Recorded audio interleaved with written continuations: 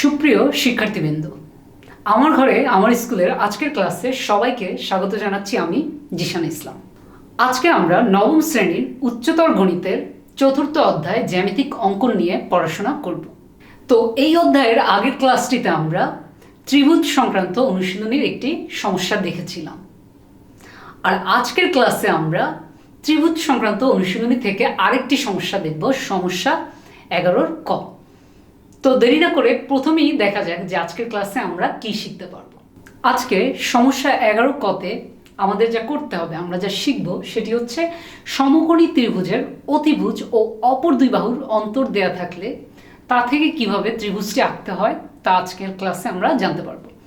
তো আমরা শুরু করে দেই ক্লাসের মূল আলোচনা। সমস্যা 11 ক আমাদেরকে বলছে কোন একটি সমকোণী ত্রিভুজের, আমি আশা করব তোমরা সবাই সমকোণী ত্রিভুজের সাথে পরিচিত। সমকোণী ত্রিভুজ কাকে বলে? যদি কোনো ত্রিভুজে কোনো একটা কোণ 90 ডিগ্রি বা এক সমকোণ হয়, তখন সেই ত্রিভুজটিকে আমরা কি বলতে পারি? সমকোণী ত্রিভুজ। তার মানে কোনো একটি ত্রিভুজের যদি কোনো একটি কোণ 90 ডিগ্রি হয়, তখন আমরা এটাকে কি বলতে পারি? সমকোণী ত্রিভুজ বলতে পারি। আর এই যে সমকোণী ত্রিভুজের সমকোণের বিপরীতের যে বাহুটি, সমকোণী ত্রিভুজের সমকোণের বিপরীতের যে বাহুটি, সেটিকে আমরা কি বলি? সেটিকে আমরা বলি সমকোণী ত্রিভুজটির অতিভুজ। তাহলে সমস্যা 11 ক আমাদেরকে বলছে যে সমকোণী ত্রিভুজের কোন একটা সমকোণী ত্রিভুজের অতিভুজ। তাহলে সমকোণের বিপরীতের যে অতিভুজটি, সমকোণী ত্রিভুজের সমকোণের বিপরীতের যে অতিভুজটি, সেটি আমাদের দেয়া আছে। এবং এই যে অতিভুজ বাদে আরও তো দুটো বাহু আছে, তো এই দুটো বাহুর অন্তরটা দেওয়া আছে। তাহলে আমাদের কি সমকোণী ত্রিভুজের অতিভুজ দেওয়া আছে এবং অতিভুজ বাদে অপর দুই বাহুর অন্তর দেওয়া আছে। আমাদেরকে কি করতে হবে? ত্রিভুজটি আঁকতে হবে। তো প্রথমে আমরা সমকোণী ত্রিভুজটি আঁকবো এবং এটি আঁকার পরে আমরা প্রমাণের মাধ্যমে আমাদের অঙ্কনের যথার্থতাও যাচাই করব। তো আমরা চলে যাই, দেরি না করে আমরা চলে যাই অঙ্কনের বিবরণে। মনে করলাম সমকোণী ত্রিভুজের অতিভুজ এ দেওয়া আছে এবং অতিভুজ বাদে অপর যে দুই বাহু তার যে অন্তর, সে অন্তর ডি দেওয়া আছে। আমাদেরকে ত্রিভুজটি আঁকতে হবে। তো এই ত্রিভুজটা আঁকার জন্য আমরা কিভাবে আঁকাবো? এই ক্ষেত্রে ত্রিভুজটা আঁকার জন্য প্রথমেই আমরা যা করব, প্রথমেই আমরা যে কোনো একটা রেখা আঁকবো। তারপর এই যে রেখার, এটার নাম দিলাম আমরা, মনে করলাম পি কিউ। তাহলে এই রেখার পি বিন্দুতে আমরা করব কি? আমরা একটা লম্ব আঁকবো। লম্ব আঁকার জন্য আমরা কি করতে পারি? আমরা চাঁদা ব্যবহার করতে পারি। চাঁদা ব্যবহার করে আমরা 90 ডিগ্রি বরাবর এইখানে একটা বিন্দু আঁকলাম। তারপর এই বিন্দুর সাথে এই বিন্দু যোগ করে দিলেই কিন্তু আমরা লম্ব পেয়ে যাচ্ছি। এটা হচ্ছে একটা আমরা চাঁদা ব্যবহার করে ফেলতে পারি, অথবা আমরা কি করতে পারি? আমরা কম্পাস ব্যবহার করে যে কোনো একটা চাপ নিব, তারপর কয়েকবার যদি নিতে থাকি তাহলে কিন্তু আমরা লম্ব এঁকে ফেলতে পারবো। তারপর এই বিন্দু থেকে চাপ নিলাম, একই মানের আরেকটি চাপ, এবং সর্বশেষ আমরা কি করব? এই বিন্দু থেকে জাস্ট আরেকটি চাপ নিলেই হয়ে গেছে। তারপর আমরা স্কেল ব্যবহার করে জাস্ট এই যে বৃত্তচাপ দ্বয় যেখানে মিলিত হলো তার সাথে এই বিন্দু যোগ করে দিলেই কিন্তু আমরা পি কিউ রেখার এই পি বিন্দুতে লম্ব পেয়ে যাচ্ছি। তো আমরা স্কেলের সাহায্যে জাস্ট এই দুটো বিন্দু যোগ করে দিই। তাহলে আমরা পি কিউ রেখার, এটা দেখো যে চাঁদার সাহায্যে যে বিন্দুতে আমরা অলরেডি মার্ক করে রেখেছিলাম সেখান থেকেই যাচ্ছে। তো লম্ব আঁকার জন্য আমরা এক হচ্ছে চাঁদাও ব্যবহার করতে পারি, অথবা আমরা কি কম্পাস ব্যবহার করতে পারি। তাহলে এই বিন্দুটির নাম দিলাম, এই পাশের যে এই রেখাটির নাম দিলাম আমরা পি আর। তাহলে পি কিউ রেখার পি বিন্দুতে পি আর লম্ব টানলাম। তারপরের কাজ যেটা আমাদের হবে সেটা হচ্ছে এই যে লম্ব টানলাম, তার মানে কি এখানের এই যে কোণটা, এটা কত? 90 ডিগ্রি। তাহলে এটাকে যদি আমরা অর্ধেক করি তাহলে কি আমরা 45 ডিগ্রি একটা কোণ পাবো। তো অর্ধেক করার জন্য আমরা কি করব? কম্পাসের সাহায্যে যে কোনো মানের চাপ একবার নিব এদিক থেকে, আরেকবার নিব এই বিন্দু থেকে।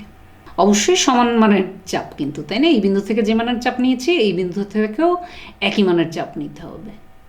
তারপরের কাজ হচ্ছে আমরা স্কেলের সাহায্যে এই বিন্দুর সাথে এই যে বৃত্তচাপ দ্বয় যেখানে মিললো এটা যদি যোগ করে দিই তাহলে কিন্তু আমরা এইখানে 45 ডিগ্রি কোণ পেয়ে যাচ্ছি, তাই না? তখন এই দিকের কোণটা কত হবে? 45 ডিগ্রি। তো স্কেলের সাহায্যে আমরা এই দুটো বিন্দু যোগ করে দিব, তাহলে কিন্তু আমরা 45 ডিগ্রি পেয়ে যাচ্ছি। এক কাজ করি, আমরা এটাকে একটু পিছনের দিকেও বাড়িয়ে দিই। এবং পিছনের দিকে বাড়িয়ে দেওয়ার পর আমরা এই যে রেখাটি এটির নাম দিই এম এন। তাহলে এটা হচ্ছে এম এন রেখা। তাহলে এই যে এম এন রেখা, এরপর আমি কি করব, এই পি বিন্দু থেকে আমার অপর দুই বাহুর যে অন্তর, আমাদের অতিভুজ বাদে অপর দুই বাহুর যে অন্তর ছিল, সেই অন্তরের সমপরিমাণ, তো এই অন্তরের সমপরিমাণ মানে ডি এর সমপরিমাণ যদি এখানে কেটে নেই, এইখানের এই যে বিন্দুতে ছেদ করলো অন্তরের সমপরিমাণ নিয়ে কাটার পর এটার নাম দিলাম আমরা এ। তাহলে এই যে এপি অংশটা এটা কিন্তু আমাদের অপর দুই যে বাহু, সেই দুই বাহুর যে অন্তর মানে অতিভুজ বাদে সমকোণী ত্রিভুজটির অপর দুই বাহু লম্বর ভূমির যে অন্তর, সেই অন্তরের সমপরিমাণ, তার মানে এইটুকু অংশ হচ্ছে ডি এর সমপরিমাণ।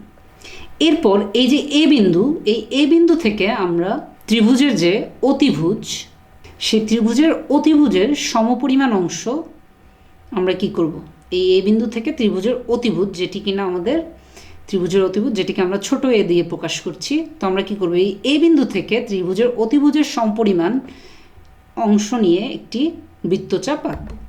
সেই বৃত্তচাপটি দেখব আমরা, সেটি পি কিউ রেখাকে কোন বিন্দুতে ছেদ করে। তো আমরা দেখতে পাচ্ছি সেটি পি কিউ রেখাকে একটি বিন্দুতে ছেদ করে। তো আমরা এই বিন্দুটির নাম দিলাম, এই বিন্দুটির নাম দিলাম বি। তারপরের কাজ আমাদের হবে আমরা এ আর বি যোগ করে দিব। তো আমরা এ আর বি বিন্দু দুটি যোগ করে দিব। এরপর আমরা বি বিন্দুতে এই এদিকটাতে আমরা 45 ডিগ্রির সমান পরিমাণ একটি কোণ আঁকবো। তো তার জন্য আমাদের কী দরকার, কম্পাস দরকার। আমরা কি করব, এই যে এখানে যে 45 ডিগ্রি কোণ আছে এটা সমান করে আমরা বি বিন্দুর এ পাশে, বি বিন্দুর এবং এই যে পি কিউ রেখার বা আমরা বলতে পারি বিপি রেখার এ পাশে আমরা 45 ডিগ্রির সমান কোণ করে একটি কোণ আঁকবো। তো আমাদের 45 ডিগ্রি কোণ, তার মানে এ পাশের এই কোণটা সমান করে আঁকলেই হবে। 45 ডিগ্রি কোণ আঁকার জন্য আমরা জাস্ট এ পাশের এই কোণটির সমান করেই এঁকে ফেলতে পারবো। তারপর আমাদের কাজ হবে কি, আমাদের এই যে এই বিন্দুর সাথে এই বিন্দু যোগ করে দেব। তো সেটার জন্য আমরা স্কেল নিয়ে আসি। তো এটার সাথে যদি এটা যোগ করে দিই তাহলে আমরা দেখতে পাচ্ছি এটি আমাদের যে পিএন রেখা, আমাদের যে পিএন রেখা, সেই পিএন রেখাকে একটি বিন্দুতে ছেদ করছে। তো আমরা ধরে নিলাম এই বিন্দুটির নাম হচ্ছে সি। তাহলে এই যে এ বি সি এটাই কিন্তু আমাদের উদ্দিষ্ট ত্রিভুজ। তাহলে কিন্তু আমাদের সমকোণী ত্রিভুজটি অঙ্কন সম্পন্ন হলো। এবার এবিসি যে আমাদের উদ্দিষ্ট ত্রিভুজ সেটির প্রমাণ কি, তাই না? তো প্রথমেই দেখা যাক যে আসলে এবিসি এটা সমকোণী ত্রিভুজ কিনা, তাই না? কারণ যেহেতু এটা সমকোণী ত্রিভুজ তা হতেই হবে। তো সমকোণী ত্রিভুজ কিনা সেটা যদি দেখাতে চাই, আমরা এখানের এই যে এই ত্রিভুজটার দিকে একটু লক্ষ্য করি। আমরা এই পিবিসি ত্রিভুজটার দিকে একটু লক্ষ্য করি, এই যে পিবিসি ত্রিভুজের দিকে।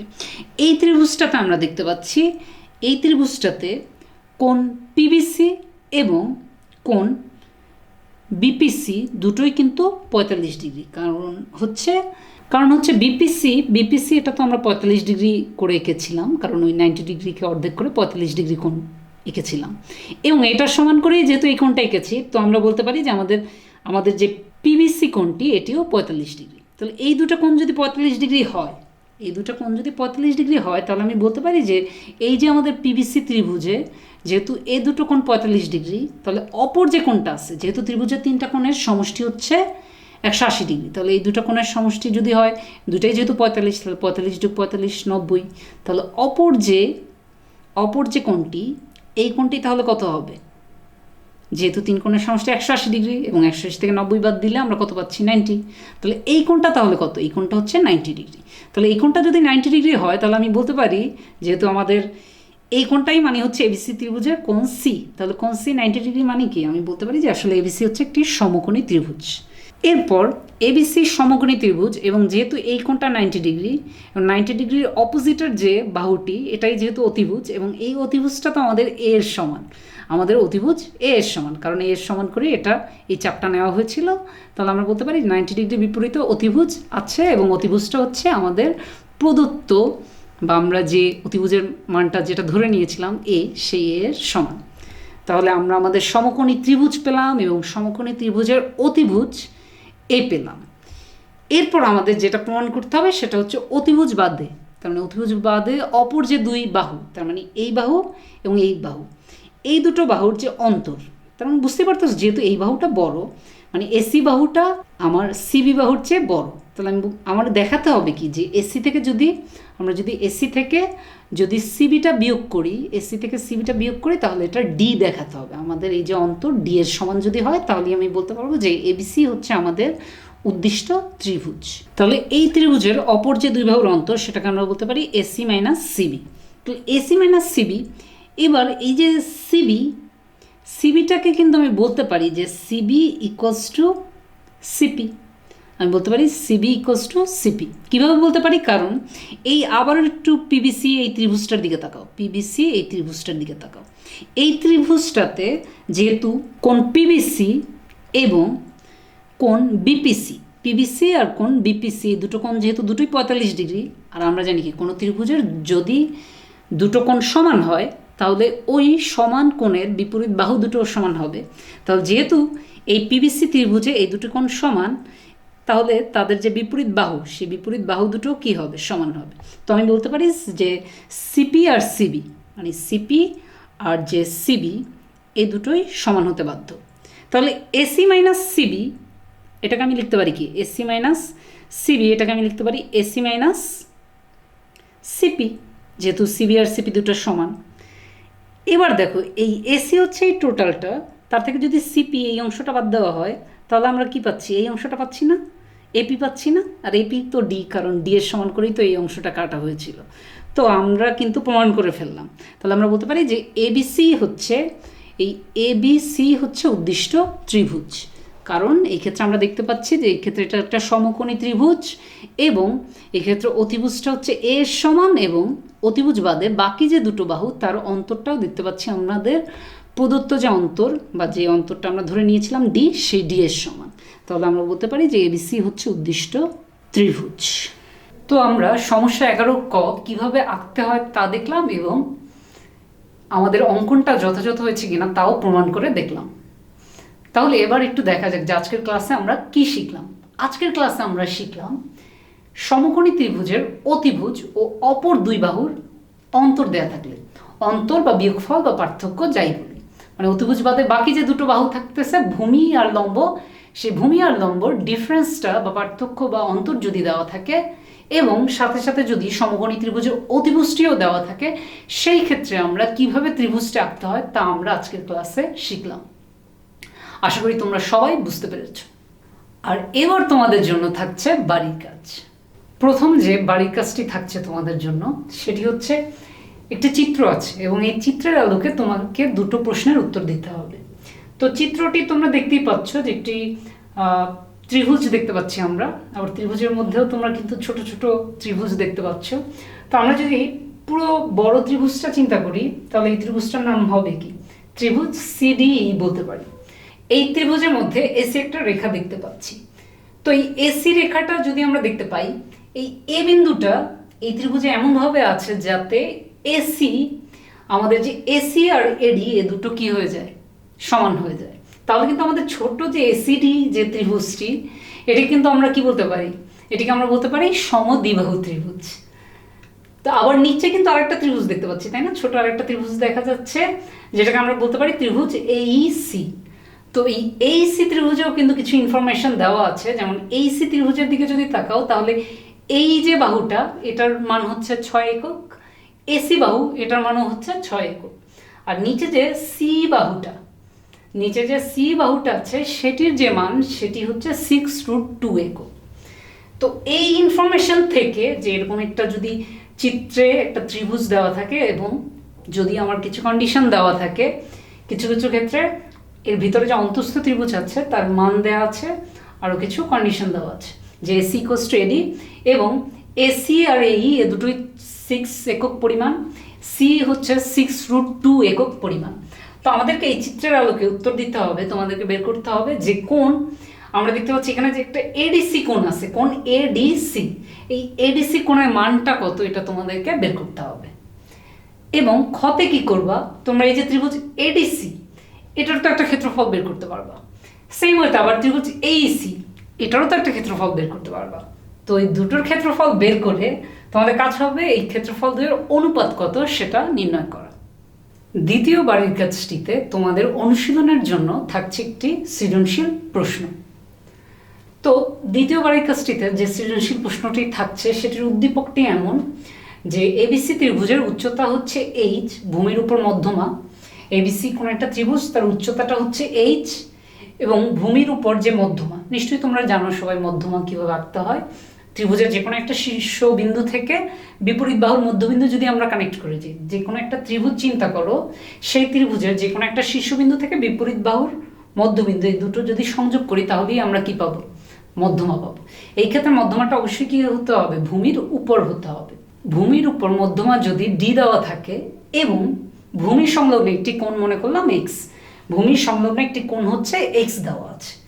এই উদ্দীপকটা পড়ে অনেকের কাছে এটাকে পরিচিত মনে হতে পারে, কারণ তোমরা যে সম্পাদ্য পড়ে এসেছো ইতিমধ্যে, যে সম্পাদ্যগুলো শিখে এসেছো, এটা কিন্তু সেই সম্পাদ্যগুলোর মধ্যে থেকে একটার মতো করেই কিন্তু এই উদ্দীপকটা, ঠিক আছে? তো এই জন্য তোমাদের কিন্তু মানে সবগুলো সম্পাদ্য এবং অনুশীলনের সবগুলো সমস্যায় মনোযোগ দিয়ে করতে হবে। তো প্রথম যে প্রশ্নটি থাকছে সেটি হচ্ছে উদ্দীপকের তথ্যগুলো চিত্রের মাধ্যমে প্রকাশ করতে হবে। তার মানে এই যে ত্রিভুজের উচ্চতা এইচ, ভূমির উপর মধ্যমা, একটা কোণ যেটা দেওয়া আছে, তো এগুলোকে কি করতে হবে? চিত্রের মাধ্যমে প্রকাশ করতে হবে। খতে কি করতে হবে? অঙ্কনের বিবরণ সহ ত্রিভুজটি আঁকতে হবে। তো আশা করছি ক আর খ সবাই পারবে যদি তোমরা ক্লাসগুলো মনোযোগ দিয়ে দেখে থাকো, আগের পূর্ববর্তী ক্লাসগুলো। এবং ফাইনালি গতে আমাদের কাছে আনতে চাচ্ছে এই যে ত্রিভুজ এবিসি, এই ত্রিভুজ এবিসি এর মধ্যমাত্রয় আমরা মনে করলাম এই বিএফ ও সিডি। তো এটা যদি হয়, এই তিনটা যদি হয় ত্রিভুজ এবিসি এর মধ্যমা তিনটি, তাহলে এরা পরস্পর ও বিন্দুতে ছেদ করলে প্রমাণ করতে হবে যে AB square plus BC square plus CA square equals to 3 into AO square plus BO square plus CO square. তো এটা হচ্ছে আমাদের দ্বিতীয় বাড়ির কাজ। তো আশা করছি পর্যাপ্ত অনুশীলনের মাধ্যমে তোমরা সবাই বাড়ির কাজগুলো যথাযথভাবে করতে পারবে। আর স্কুল খুললে তোমার উচ্চতর গণিতের শিক্ষকের কাছে অবশ্যই বাড়ির কাজগুলো কিন্তু জমা দিতে হবে এবং শিক্ষক এই বাড়ির কাজগুলো মূল্যায়ন করবেন। আর পুরো ক্লাসটি মনোযোগ দিয়ে করার জন্য সবাইকে অসংখ্য ধন্যবাদ। ক্লাসটি পুনরায় করতে চাইলে চোখ রাখো আমার ঘরে আমার স্কুলের ফেসবুক পেজ ও ইউটিউব চ্যানেলে। সবাই ভালো থাকো, সুস্থ থাকো, সরকারি বিধি মেনে ঘরে থাকো এবং যথাযথ স্বাস্থ্যবিধি মেনে চলো। সবার জন্য রইল অনেক অনেক শুভকামনা।